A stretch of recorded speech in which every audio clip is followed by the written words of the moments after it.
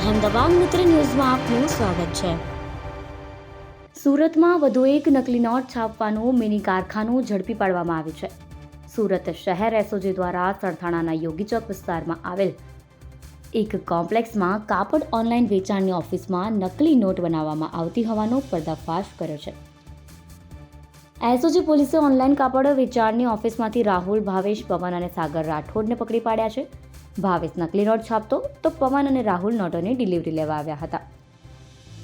એસઓજીએ સ્થળ પરથી 1 લાખની fake currency, computer, printer, mobile વગેરે મળી 2 લાખથી વધુનો મુદ્દામાલ કબજે લીધો છે।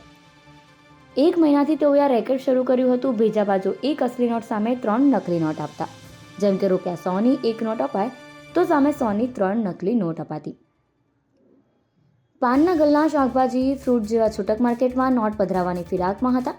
ભેજા બાજુએ નકલી નોટ માર્કેટમાં ફરતી કરી દીધી છે કે કેમ તે દિશામાં પોલીસ દ્વારા તપાસ ચાલી રહી છે। આ રેકેટમાં વધુ આરોપીના નામ બહાર આવે તેવી શક્યતા છે। આ કેસમાં અત્યાર સુધીમાં પોલીસે માસ્ટર માઇન્ડ સહિત કુલ 4 આરોપીની ધરપકડ કરી છે।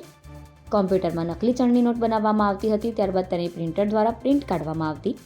નોટનો કાગળ પણ એકદમ અસલી ચલણી નોટ જેવો જ છે, જેથી કાગળ પણ ક્યાંથી લાવતા હતા કે કોણ આપતું હતું તેને લઈને પૂછપરછ કરવામાં આવી રહી છે। અહેમદાબાદ મિત્ર ન્યૂઝની યુટ્યુબ ચેનલને સબસ્ક્રાઇબ કરો અને બેલ આઇકોન જરૂરથી દબાવો, જેથી દરેક મહત્ત્વના વિડીયોની નોટિફિકેશન તમને મળતી રહે।